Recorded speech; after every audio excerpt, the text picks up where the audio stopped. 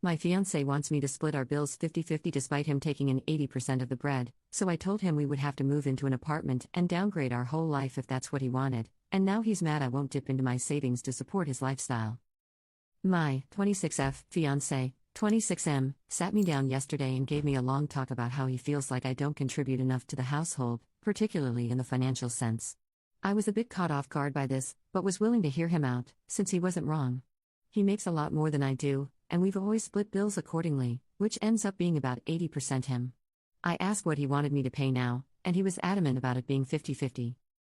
I asked if everything was okay with his job, or if he needed to take fewer hours, and he wouldn't answer me. I honestly wouldn't have gotten upset if there seemed like an actual reason behind it, but he just said he'd been thinking about it a lot, over and over, every time I asked what brought him to this conclusion, what was going on, and eventually he just said this is how it's going to be, take it or leave it. Those exact words, in response to literally everything I said. Full shutdown. No explanations. I told him that was fine, I'll take it, and then asked if he'd made a Zillow account yet, or expected me to. He looked confused, and asked why we would need a Zillow account. I explained that there's no way I can afford half rent on our current place, so we'll probably have to move into a one-bedroom apartment. He got mad and asked why I didn't have savings. I told him that I do, but I'm not paying rent out of my savings, because that's a terrible and unsustainable idea.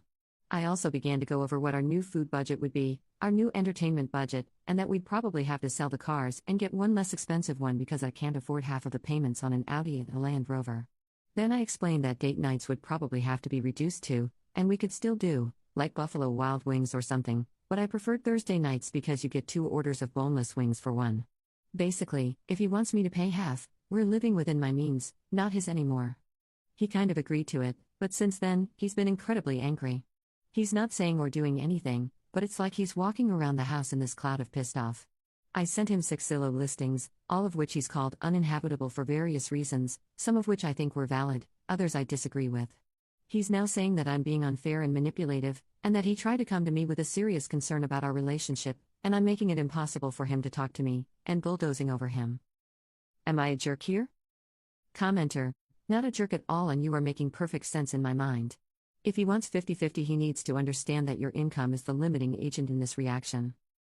It does sound like he has something else going on, and I would mentally prepare for him to call the wedding off.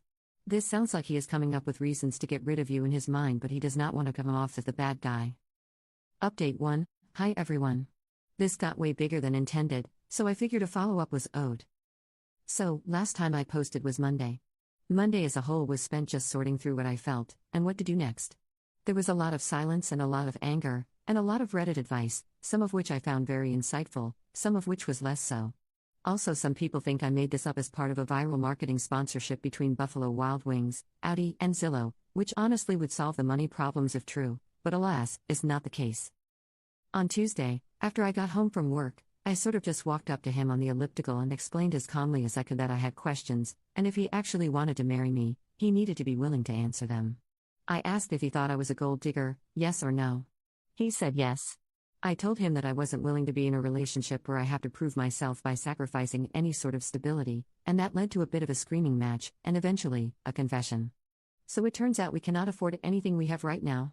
We are in serious credit card debt, the cars are both on the verge of being repossessed, and I did not know about any of this. He's been cutting corners on actual necessities, including psychiatric medication. That in combination with some comments from his family led him to some pretty dark places. My fiancé had a full breakdown and apologized for calling me a gold digger, which was nice to hear, but this whole thing had me pretty shaken up. I went to stay with a friend for a little bit. Yesterday, my fiancé and I did in fact go out to BWW and get the 2-for-1 boneless. We talked a lot. I'm still writing fiancé for now, and I really hope we can work through all of this. We talked about how to sell the cars we don't particularly have a choice at this point, and about my income, his income, and the sort of life we want to have. If we do stay together, we'll be changing how we live a lot. We need to get out of debt, we need to get on our feet.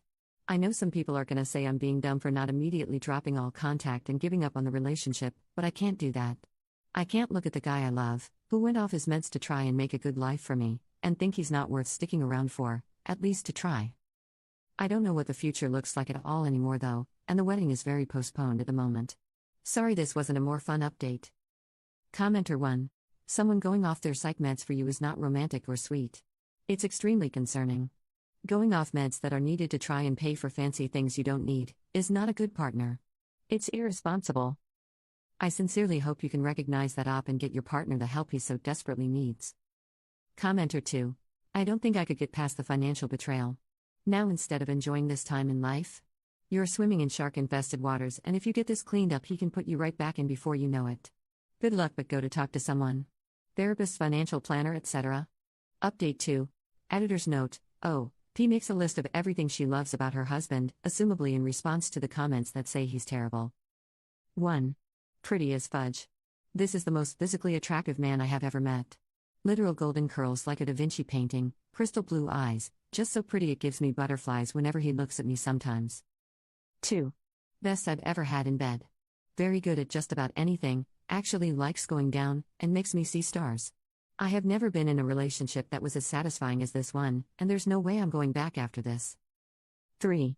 His voice is very sexy. Especially when he speaks Russian. He also speaks French, Spanish, and apparently Latin? But Russian is my favorite. 4. Got a vasectomy so I could go off birth control. He was the one to suggest it, because he saw how much I hated those stupid pills, and he was willing to get an actual surgery for me. 5. Full of little surprises and adventures. He's always doing things like getting me wildflowers, making my favorite breakfast before I wake up, or even planning little day adventures for us to go on together. Life is never mundane because he's always making it special. 6. Actually does housework. Does not need to be asked to do housework. He actually does more of the cleaning than I do, and I cook most of the meals, because he thinks that sweeping and mopping floors is meditative. I do not know how I got this lucky on this one. 7. Plays guitar. Really, really well. It's very attractive. 8. Can physically pick me up and carry me around and does this often. I am not a small woman, to be clear. This is legitimately impressive and makes me feel so nice. 9. Reads. I can actually talk about books. With him. You have no idea how rare this is, especially to find a guy who'll read anything I say. Oh, I like this. You do not comprehend the feeling of mentioning offhandedly that you're reading Midnight Sun and having him come to you the next day after spending all night reading so that you could talk about it together until you live it. 10. Has shown me that there is actual romance in life and that I deserve more than a flat, boring relationship devoid of orgasms or dancing in the rain or music. He brought real passion and fun and aliveness into my life, and in a world where that's treated as an unrealistic fantasy for most women, he's shown me that I deserve something unrealistic. Commenter. He may be the first man to give you romance, passion, and fun, but he's not the only one who can. These things are great right now, but long-term stability depends on much more important factors. Financial problems are a leading cause of divorce because once the fun stage is over, you're simply faced with a crushing reality. If you do stay with him despite all advice, please keep an eye on your bank accounts, credit score, and him in general. Don't marry him unless something changes in a major way, cause if you take on his debts you'll be stuck. Update 3, 2 years later. We are out of debt. It feels so good to say that and have it be true, but as of 3 days ago, everything is finally paid off and we've made our way back onto solid ground. Almost 2 years ago, I made a post here about my fiancé wanting to split things 50-50, and my offer of compromising on lifestyle changes. As it turned out, he was off his meds and had managed to get himself into some serious debt, a little under $100K, trying to provide a life that we could not afford on a combined $155K a year. Things were rough. I almost left him a few times. But we have finally made it through to the other side. I handle the finances. 100% of the finances. I give him a budget for buying coffee. It wasn't fun, but in exchange he started doing more of the housework, so it evens out. We moved from our over-the-top apartment into a shared living situation, which, while not ideal, was leagues better than my initial plan of getting a trailer. We have roommates, but they're on another floor, so it's not too bad, and we have our own bathroom, which was my only real stipulation.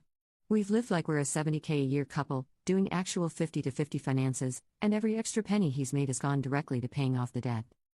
We sold the cars, obviously. Traded them in for a nice used Ford Maverick and a Vespa. That helped a lot. There have been no more lavish vacations or over-the-top restaurants with $500 price tags. It was rough for my fiancé at first. He's always been very much a rich boy, and I think losing that as an identity was difficult for him. That being said, he's gotten so creative lately, it's been amazing to see. He will make me things if he can't buy me things, and we've started cooking together instead of having me do almost all of it. Our room is covered in the things he's made for me, and it's really lovely. We're still in love. We're still going strong. And we can finally start actually planning our wedding again. We're gonna get our own place first, but the wedding is next on the list after that. I'm so glad that we stuck with this, and being on the other side is the greatest feeling in the world. Thank you to everyone who offered advice. I don't know how things would have ended up if I hadn't had the courage of my convictions, and I'm genuinely grateful to those who directed me to Dave Ramsey and Caleb Hammer. Y'all are awesome. Commenter 1. Hold on here. Let me get this straight. So, you communicated about all the hard stuff, right? And communicated some more. Then you made a plan. And made long-term sacrifices to enact said plan. Then you continued to communicate and did all the hard work over a couple of years to meet your goals? What? I'm so confused. Is this even Reddit? P.S. Kudos to you and your partner. I'm impressed. Commenter 2. That is so great to hear. Congratulations on the hard work. You should be proud of yourself. And there must be real love between you if you work through it together. I'm so happy for you.